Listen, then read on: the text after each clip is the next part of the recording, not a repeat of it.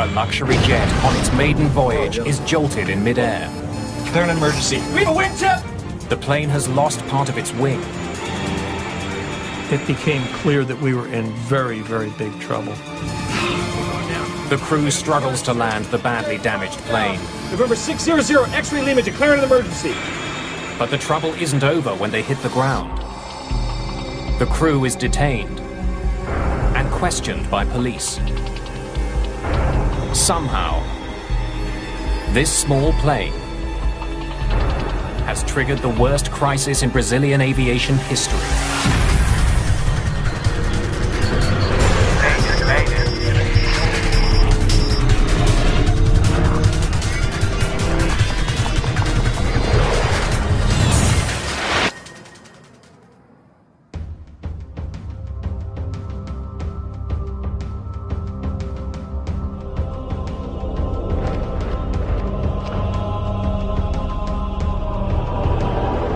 September the 29th, 2006, in São José dos Campos, Brazil. 3, 2, 1! It's a big day at Embraer headquarters. The Brazilian aviation firm has just sold a brand new private jet to XLR, a US charter company. The price tag, $25 million. It's a beautiful airplane, and there was a beautiful little ceremony that Embraer had in the hangar just before we got on the plane. And the guys from XLR were particularly proud. The Legacy is a modified regional jet. The cabin redesigned for comfort.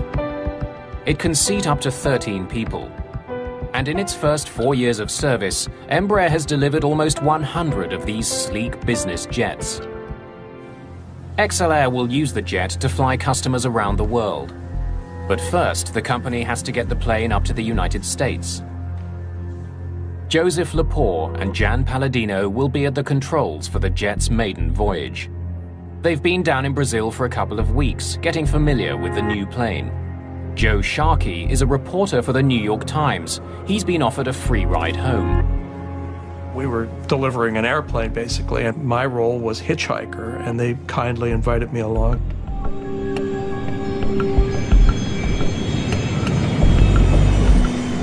The Legacy jet is heading to Manaus in northern Brazil, a stopover on its way to New York. Half an hour after takeoff, the Legacy is flying over the heart of Brazil. The countryside stretches out below. The view out of the window is spectacular. I glanced out and I was amazed. Just to the horizon, nothing but treetops. And I just remember how pretty it seemed. At 10 minutes to 4 in the afternoon, the Legacy jet makes contact with controllers at the Brasilia Area Control Center, still nearly 100 kilometers away. Brasilia, November 600 X-ray Lima, flight level 370, good afternoon. Range altitude 29, range altitude 3952, range altitude 325. Range altitude. Yes, Roger. 75% of the country's air traffic is handled by the controllers in this room. The traffic volume is larger than in any other control center in the country. One of the many planes they'll be dealing with today is the Legacy jet. Every flight that's handled by Brasilia ACC appears on computer screens as a small circle moving in the direction of the plane. The computer also displays the plane's actual and planned altitudes. November 600 X-ray Lima. Stock ident. Roger. Palladino sends out a signal. Controllers use it to confirm that the data on their screen is coming from the plane they think it is. Radar surveillance.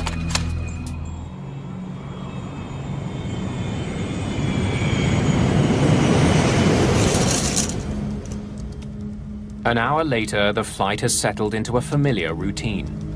Mood sort of settled down, everybody was working, and it was just a very, very calm and peaceful time. I was transcribing notes from one of the interviews from the Embraer tour.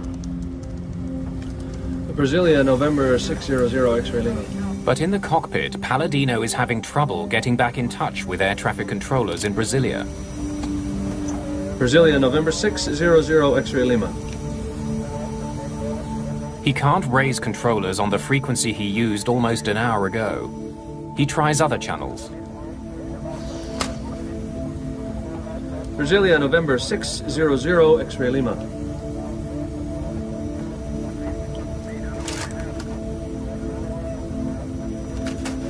Brasilia, November 600, X-ray Lima.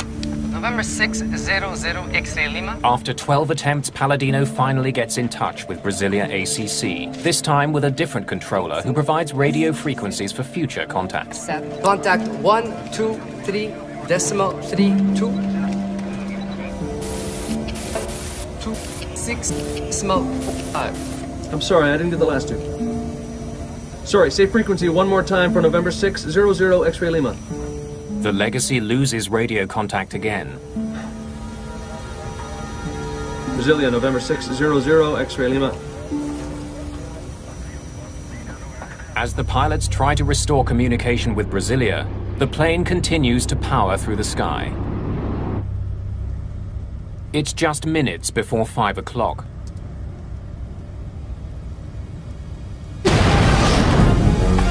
Suddenly there was the loudest bang I've ever heard in my life. The concussion itself seemed to affect every atom in my body. What the hell is that? Just fly the airplane, dude. They're an emergency. Sit down back there. No one's sure what's happened to the jet. But when Joe Sharkey looks out of the window, he's stunned by what he sees. The end of the wing was chopped off and it was serrated. It looked like it had been chewed off.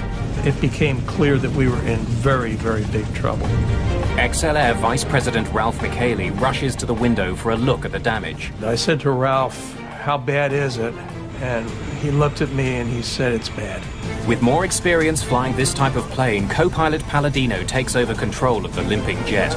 Just let me fly the thing, dude. All right? We're descending. I want to get down. Okay, it's yours. The crew still can't make contact with controllers. November 600, X-ray Lima, declaring an emergency. Do we have a wingtip? No! Damn it. The entire tip of the Legacy's wing is breaking up. That affects airflow and is making the plane hard to control. Yeah, you doing okay? As the plane begins to descend, passengers in the back are worried that the damaged wing is getting worse. Our main concern was that wing, but it had taken such a hit that the structural integrity of the wing was obviously in question. The leading edge was separating. With so much damage to the wing, the pilots can't turn sharply. Too much stress could rip the wing right off. We were in a position where we realized we were going to die. I thought of my wife, and I thought, well, okay, one thing I can do is I can write a note to my wife, which I did. I took out my reporter's notebook, and I wrote, a short note saying that I loved her and that, just saying what I could. The Amazon is a bad place to have to land a plane. It's a dense jungle for as far as the eye can see. There's nothing down there but trees. And I thought, where are they going to put this airplane down? Damn it. Just hours into its maiden voyage, the badly damaged jet is going down. Palladino and Lepore's flying will soon be analyzed and debated throughout Brazil. The verdict against them will be harsh. Please answer, November 600, X-ray Lima. The crew of the Legacy jet searches desperately for a place to land their crippled plane. Captain Joseph Lepore finds a small military base on his chart. November 600, X-ray Lima, we have an emergency. State your emergency. November 600, X-ray Lima, declared an emergency. We need to land at Sierra Bravo Charlie Charlie. Is that your airport? Affirmative. Finding an airport was a stroke of luck, but the crew's troubles are far from over. Now they have to get the damaged jet safely on the ground. Palladino and Lepore can't configure their plane for a routine landing. Hold it, let's dump the flaps at the top of the flare, right? So give me 9 on the flare. 9. Extending flaps increases the size of the wing. Since a bigger wing can generate more lift, pilots can slow down to land. You good? Yeah, I'm good. With all the damage they've sustained, the crew doesn't want to put too much pressure on their wing. They won't be able to extend their flaps until the last moment. They'll have to land faster than usual. Everyone sit down back there. I see these trees now, at ground level. Just sort of, it looked almost like a movie with one of those moving backgrounds. And I'm thinking, I hope this runway doesn't run out. You got it. Palladino hits the brakes hard. Good. Good. You got it. Hold it. Then finally the plane begins to slow.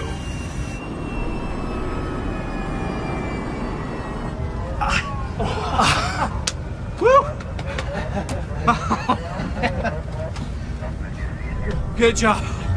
Oh, man. And then finally, we just did come to a halt. There's that beautiful silence that occurs when the engines are shut down and everything was just quiet again.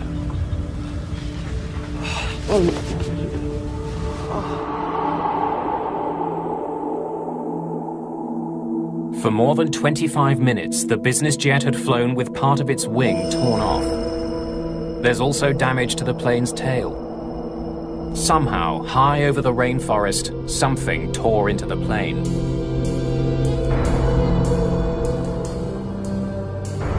The bizarre day takes another strange twist.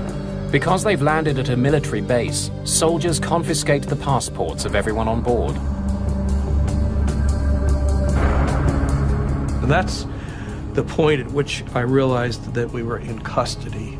I don't think the others on the airplane had the immediate sense that this was a custodial situation. Along with the two pilots, the jet's passengers are taken to the nearby airbase.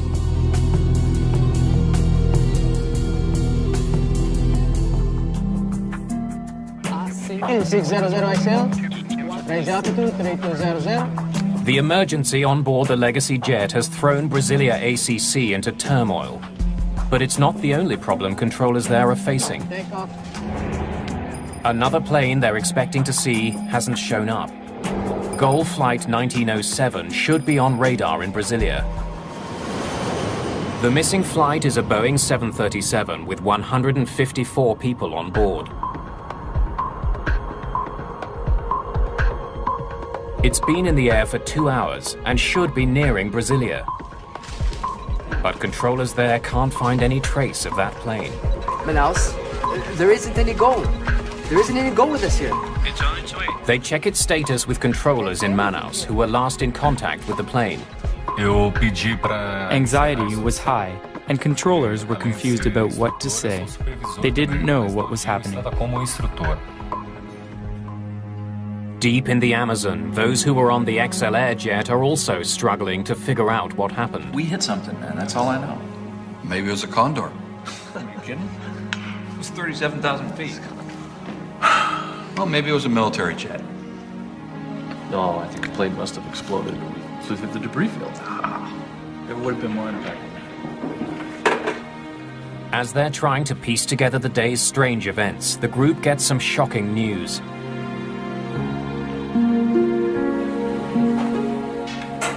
A Goal flight has crashed. It's the plane that's been missing. I just heard the 737 went down in the Amazon right where we were.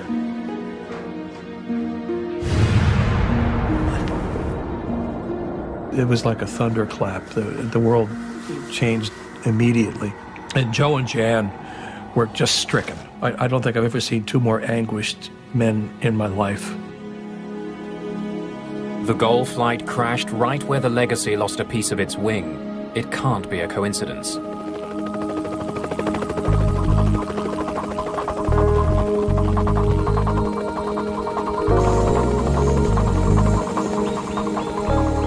Approximately 100 kilometers from the military base, the wreckage of Goal Flight 1907 has been found. The greatest difficulty involved the fact that the plane fell straight down. When it hit the ground, the trees covered it up, making it hard to get to. The shattered remains of the plane litter the jungle floor.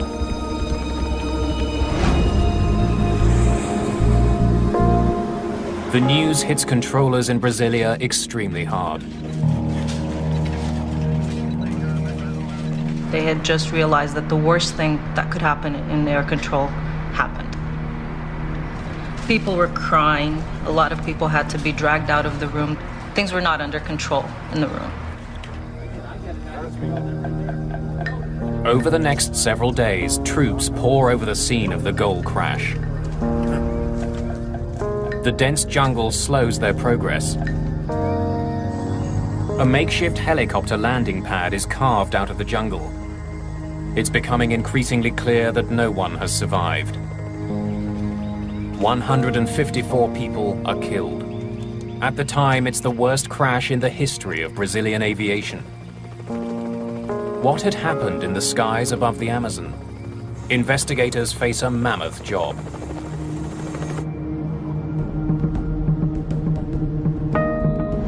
Colonel Rufino Ferreira is in charge of the investigation into the Gol crash. An investigator always has to keep an open mind. You can't start with any preconceived ideas. When we arrived at the location of the accident, the only thing we knew for sure was that we had found the plane that was missing. The wreckage of the Gol jet is spread over more than 2 kilometers. The widespread debris tells investigators that the plane ripped apart before crashing to the ground.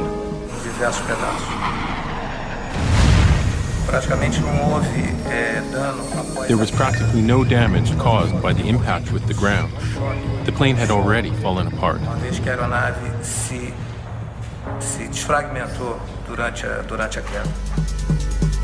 On October the 2nd, just 3 days after the crash, the plane's flight data recorder is found. Most of the cockpit voice recorder is also recovered, except for one critical part. In this accident, the impact was so strong that the module separated from the recorder. Modern voice recorders don't use tape. Conversations are recorded digitally onto a memory module. But that part of the Gol CVR has broken free. Without it, the rest of the cockpit voice recorder is useless. While the search for the module continues, Ferreira looks at the information from the 737's flight data recorder. He learns that the plane was flying at 37,000 feet. It was on course and flying level at its assigned altitude. Then, without warning, the plane pitched over and plummeted toward the ground. Whatever happened, it was sudden and catastrophic. The data recorder tells Ferreira that the plane spun 11 times before it hit the ground. Manaus, I can't see Gol. There isn't any Gol with us here. It's on its way. So it's already in my area? For over half an hour. Police investigators want to know what air traffic controllers can tell them about Gol Flight 1907's final minutes. There was no Mayday. In fact, we never had contact with the Gol jet. Controllers say there was no warning that the jet was in trouble. It simply vanished. Colonel Ferreira studies air traffic control data from the day of the accident. There is no sign of the Gol flight. But the readings from the smaller Legacy jet capture his attention. It seems to be flying erratically. Instead of keeping to a single altitude, the radar shows it flying up and down dangerously.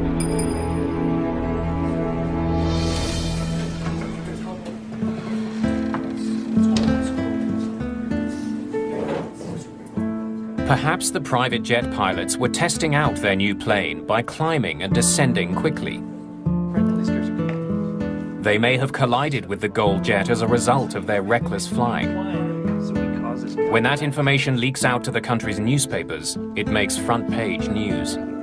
The population thought it was unjust that a smaller aircraft was able to make an emergency landing while the larger aircraft with 154 people just fell into the Amazon and everyone died. Neither Lepore nor Palladino are officially charged, but they are confined to a hotel room in Brazil while the investigation continues.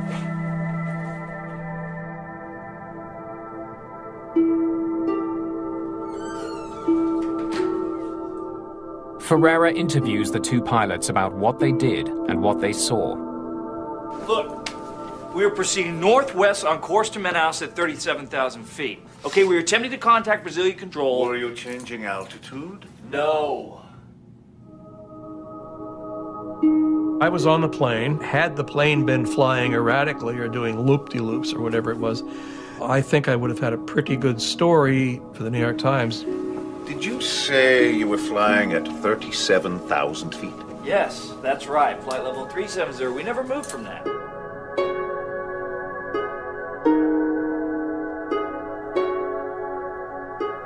When he reviews the information from the Legacy's flight data recorder, Ferreira confirms the pilot's story.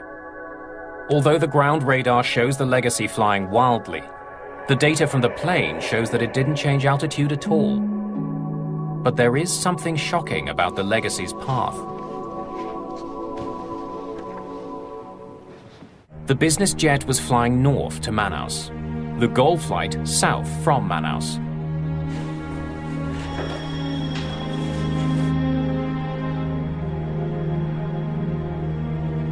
Ferreira can see that both planes were flying at the same altitude, 37,000 feet. He makes a horrifying discovery. For some reason, the two planes were on a collision course.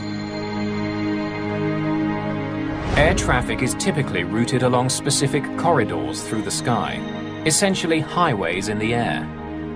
But planes traveling in opposite directions are supposed to be separated by at least 1,000 feet.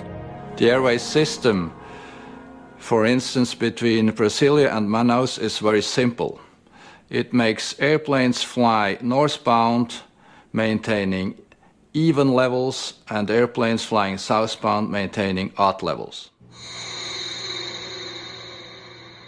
But somehow, the Legacy jet and the GOL 737 were traveling down the same aerial highway, in opposite directions. For long minutes, they were heading straight for each other. It seems more and more likely that the two planes collided.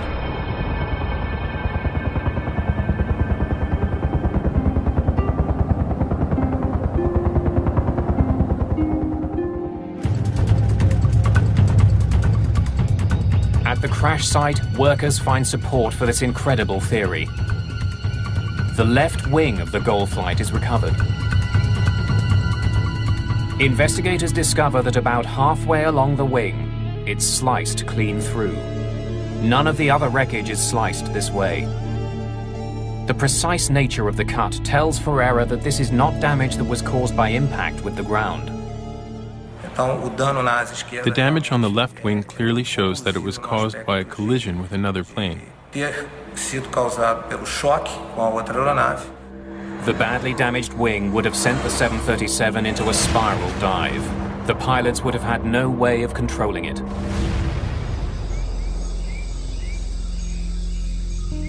The sudden spiral motion would have pulled the plane apart. It's the reason the wreckage is spread over such a wide area. Ferreira finds the most conclusive evidence of a collision on the Legacy's damaged wing.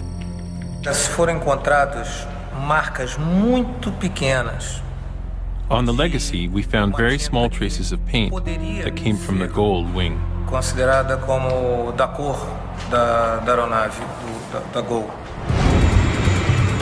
Together, the planes had a combined speed of 1,600 kilometers an hour.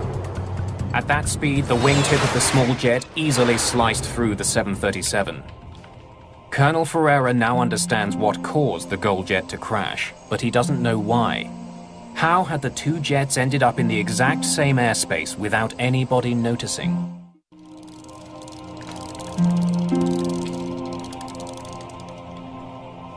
Investigators in Brazil now realize that they are dealing with something very unusual. A mid-air collision is a very rare event in aviation, and it should not have happened with two very modern new aircrafts. The situation becomes more complicated when investigators study a critical document, the Legacy's flight plan.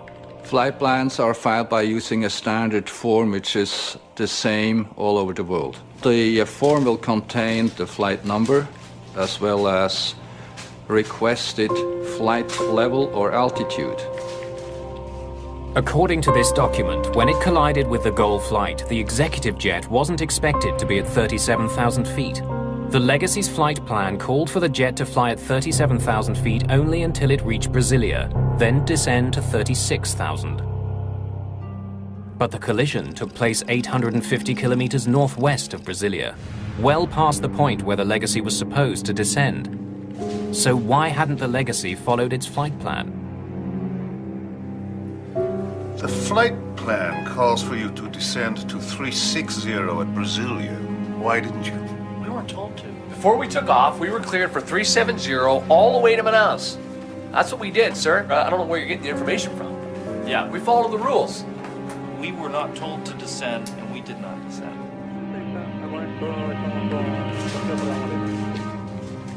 Colonel Ferreira needs to check the story that the crew is telling. He wants to know exactly what they were told by controllers when they took off from São José dos Campos. November 600 X-ray Lima, ATC permission for Manaus, flight level 370. The Legacy's last instruction was to fly all the way to Manaus at 37,000 feet. The pilots obeyed that instruction even though it differed from their flight plan. Air traffic control always can deviate from the flight plan because they have best knowledge of the actual traffic situation. Leaving Manaus, the Goal jet was also cleared to fly at 37,000 feet. Both planes were assigned the same altitude by controllers at opposite ends of the country. Once we were certain that both planes were flying at the same altitude, we knew for sure there would be a lot to investigate on the side of air traffic control. Ferreira turns his attention to conversations between controllers in Brasilia and the Legacy jet.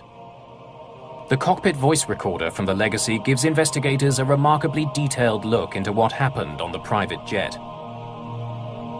The brand new Legacy jet has a state-of-the-art recorder that captures 2 hours of conversation. The CVR was probably the most important component in the investigation. November 600 X-ray. At 10 minutes to 4, the crew is told to change radio frequencies and get in touch with the controller monitoring their flight. Change frequency to 125050. Decimal 1, I'm sorry, 12505, good day. Good day. At this point, the Legacy jet is approaching Brasilia, but the crew never receives any instructions regarding their altitude. Brasilia, November 600 X-ray Lima, level 370, good afternoon. November 600 X-ray Lima. When the Legacy overflew Brasilia at flight level 370, according to the flight plan, it should have been descending to 360, but air traffic controllers simply forgot to give the order to the Legacy to descend to 360. The pilots would have assumed they were meant to stay at 370, 37,000 feet. No airplane should ever change altitudes without receiving instructions from air traffic control. To discover why controllers didn't give that crucial instruction, Colonel Ferreira takes a closer look at the technology used to monitor the traffic over Brazil. So, can you call up the Legacy jet screen for me? Na tela radar, nós recebemos a informação. On the radar screen, we see the altitude, speed, and the transponder information of each plane. Nós chamamos que é o código transponder da aeronave para a identificação de cada aeronave. Each flight has an individual code assigned to it that helps controllers track it. Underneath that, there are 2 separate numbers. On the left, the plane's actual altitude. On the right, the altitude the plane is supposed to be at according to its flight plan. So here, the number changes to 360. As the Legacy jet passed over Brasilia, the number on the right, the planned altitude, changed. The computerized system automatically updated it. According to the flight plan, at this point, the plane was supposed to descend to 36,000 feet, 360. To my knowledge, only Brazilian air traffic control system is using this kind of design. In other parts of the world, this update has to be done manually. The computer changed a single number, which led to a critical error. Without much experience with the computerized system, the controller mistook the new planned altitude for the plane's actual altitude. Só que o sistema mudou automaticamente, mudando o nível autorizado para... The system changed it automatically from the authorized altitude to the planned altitude, which made the controller believe the Legacy was flying at 360. Quando o outro controlador veio assumir o serviço, ele passou para ele o nível que estava no plano de voo 360. Police investigators talk with the controller who was on duty when the number changed on the screen. It was shortly after that I went on break. Lucivando relieved me. He tells police about a critical mistake on his part.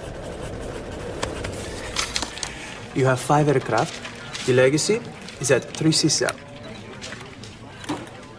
Before leaving, he handed his flights off to another controller, telling him where he thought the Legacy was flying. I believed it was at 360, and that's what I told you. When the new controller took over, the one being relieved gave him the Legacy's altitude information according to the flight plan, 360. But the jet was actually flying 1,000 feet higher, right in the path of the goal flight. Colonel Ferreira studies transcripts of conversations on board the Legacy and finds that the crew was having their own difficulties during the flight. How much longer, guys? That's a good question, Ralph. The crew seems unfamiliar with some of the jet's advanced systems. Still working out the kinks on how to work this flight management system. Where's the one that gives us total time? My impression is that the pilots were trying to learn their aircraft systems during the flight.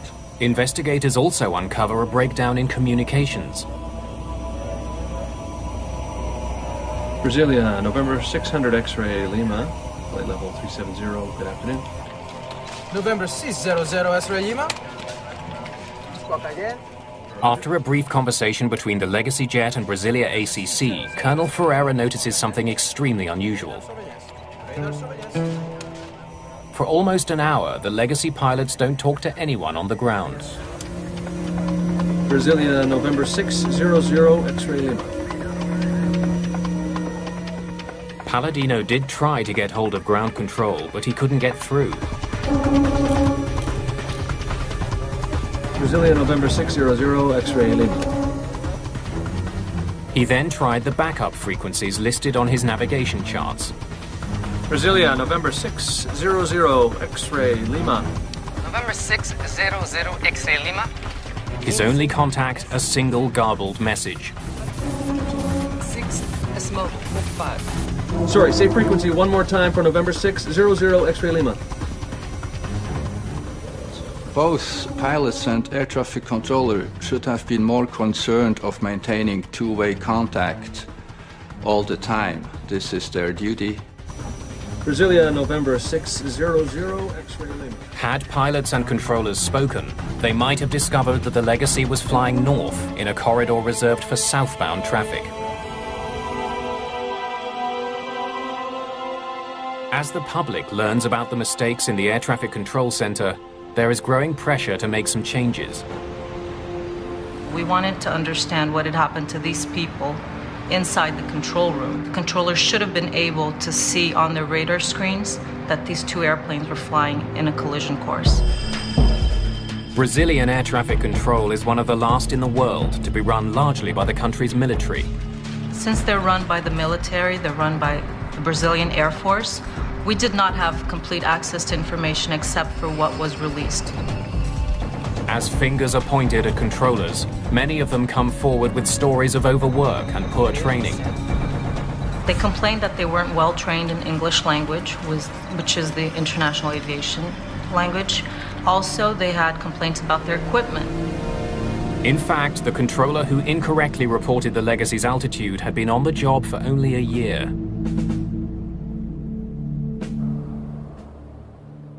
A valuable piece of the puzzle is still missing. Investigators still don't know what happened during the final minutes of the goal flight. Soldiers have been scouring the Amazon jungle with metal detectors looking for the plane's missing memory module.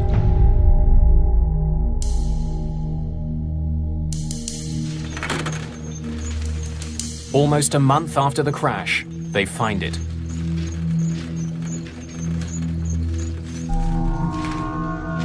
Colonel Ferreira hopes to hear some reason why the Gol crew wasn't able to avoid colliding with an oncoming jet. Gol 1907. Contact Brasilia. ACC on 125.2. A good flight.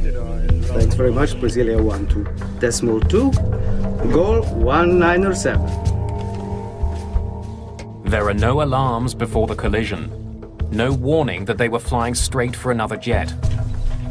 Pilots rely on air traffic controllers to keep other planes out of their path.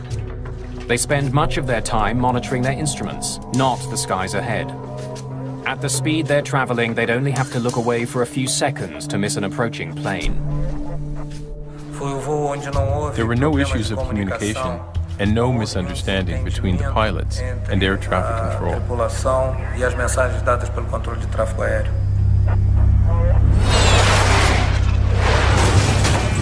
Keep calm! They had no idea what had just happened to their plane and fought until the end to regain control.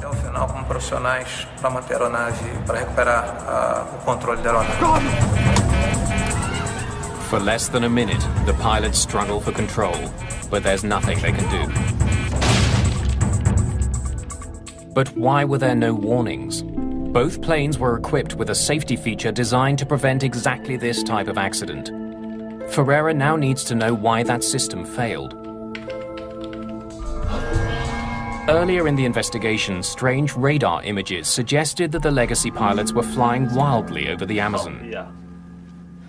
Now those suspicions have vanished, but Ferreira revisits the fluctuating radar data to understand why neither plane knew the other was coming. You see, the altitude is varying significantly. To try to understand this last piece of the puzzle, Colonel Ferreira returns to the radar display that air traffic controllers saw the day of the crash. Instead of displaying just the expected altitude and the actual altitude, the letter Z appears between them. The Z on the air traffic controller screens indicates that the airplane he's looking at has lost its transponder. Modern commercial aircraft are equipped with transponders. Like small radio stations, they broadcast information on the plane's altitude and flight number. This information is received by computers on the ground and instantly displayed on the screens of air traffic controllers. In Brasilia, if the transponder fails, so-called primary radar takes over automatically. Signals are sent out from the ground that hit the target and return. Those readings are wildly inaccurate. The inaccuracy of the radar tracking the Legacy jet explains why its altitude appeared to be rising and falling. Investigators discover that the transponder wasn't sending out signals for more than 50 minutes before the crash. But controllers didn't notify the pilots. That may be because they didn't notice the subtle change. There's an even more critical role played by the transponder. It doesn't just beam information to controllers on the ground, but to other planes as well. All commercial aircraft are equipped with a warning system called TCAS, the Traffic Collision Avoidance System. TCAS picks up a signal from an oncoming plane's transponder and issues a warning if it's too close. If either plane's transponder is off, the system won't work. What the hell is that? Ferreira discovers that the Legacy's transponder was working early in the flight and after the collision. But for more than 50 critical minutes, it was silent.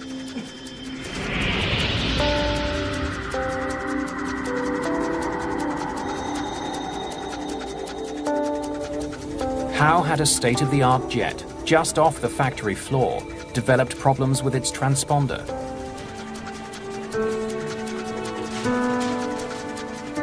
Investigators examine the Legacy jet's transponder unit.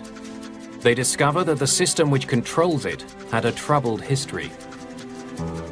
It had been installed on a different plane, but removed because it wasn't working.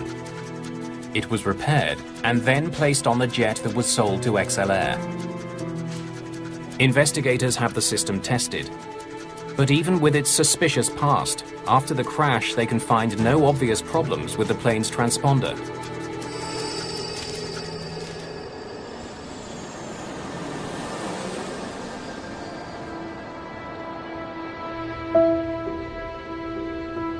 Now this is the layout now on the standard one and the legacy jet. Colonel Ferreira does notice something potentially dangerous about the design of the Legacy's cockpit. If a pilot uses the built-in footrest during flight, his toes can come in contact with the buttons on the transponder. Here, show me what it looks like in standby mode.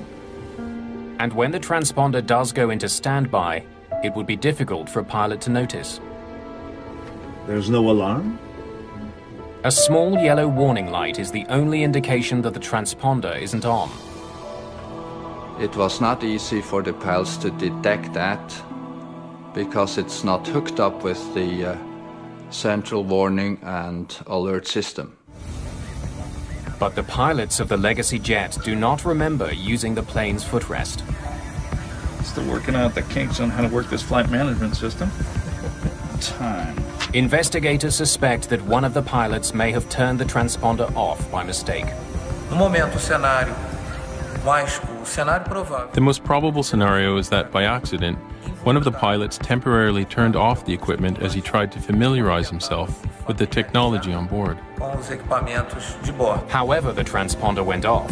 At a critical moment, the crew had no last-ditch safety system to warn them that they were flying right at a 737. Even though the TCAS system on the GOL plane was working, there was no signal from the approaching jet for it to receive. Closing in on each other at 1,600 kilometers an hour, the pilots never saw each other coming. Brazil's air traffic control system would undergo some radical changes as a result of the collision. But those changes would not come without a fight. The investigation into the crash of GOL Flight 1907 has uncovered dangerous problems with Brazil's air traffic control system. Brasilia, November 600 X-ray, Lima, level 370, good afternoon. Two planes were assigned to fly at the same altitude in the same airspace. Radar surveillance. Overworked and inexperienced controllers in Brasilia neglected to instruct the Legacy jet to descend to 36,000 feet. You have 5 aircraft. The Legacy is at 360. Then they mistook the Legacy's planned altitude for its actual altitude. To make matters worse, the Legacy pilots, unfamiliar with Brazilian airspace, were unable to make contact with controllers on the ground.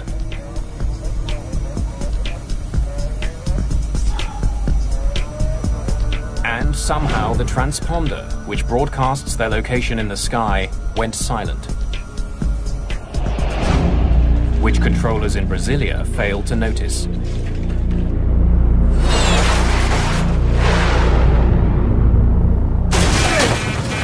Keep going!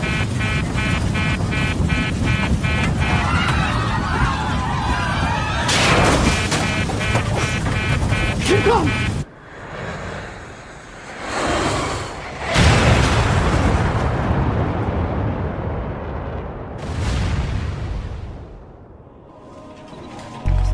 A multi-billion-dollar ATC system designed to keep planes apart had failed to detect two planes on a collision course. Uma série de erros, de falhas humanas ocorreram e onde as defesas. One by one, a series of human errors occurred, and all of the defense systems that exist to avoid these errors were defeated. Esses erros foram sendo uma a uma vencidas. A month after the crash of the GOL passenger plane, controllers begin a work to rule campaign. They want to draw attention to problems with the system. Once they did start working to the rules and not stretching them anymore, this triggered what we called the aviation crisis in Brazil. At a certain point, maybe 40% of flights in all of Brazil had over an hour delays. Following the crash and the work slowdown, changes start being made. There has been a lot of changes in Brazilian aviation after the accident, specifically with regards to air traffic control. The Air Force had to admit that they had a shortage of controllers, and also there's a higher degree of accountability. In the United States, the Federal Aviation Administration issues 2 recommendations as a result of the tragedy. Pilots flying legacy jets are warned of the possibility that putting their feet up in the cockpit could accidentally turn off the transponder. And manufacturers are told that an alarm should sound if the TCAS system shuts off. The controllers who were involved in the crash are charged with varying degrees of manslaughter. But those criminal charges worry people who were closely involved with the disaster. Trabalhar uma investigação com fins de prevenção, quando existe uma... An investigation like ours, which focuses on prevention, suffers huge setbacks when there is pressure to lay charges. Muito grande por ter sido o maior acidente. By blaming people, we might be creating a culture where people will not come forth and be honest about failures and mistakes. And when we try to hide that, things get swept under the carpet, and soon enough they'll come out again. Nenhum controlador sai de casa. No controller leaves his home in the morning thinking he's going to crash a plane. And so the criminalization only interferes with investigations that can prevent further accidents. Pode vir a evitar novos acidentes. More than 2 months after the crash, the crew of the legacy jet is finally allowed to return to the United States. Joe and Jan barely got out of the country. There was an attempt to hold them under what I thought was a cobbled together initial criminal charge of, quote, failing to ensure the safety of Brazilian skies. While we are all grateful for the safe return of Joe and Jan and everyone aboard the Legacy, we are all saddened by this tragedy which took many innocent lives.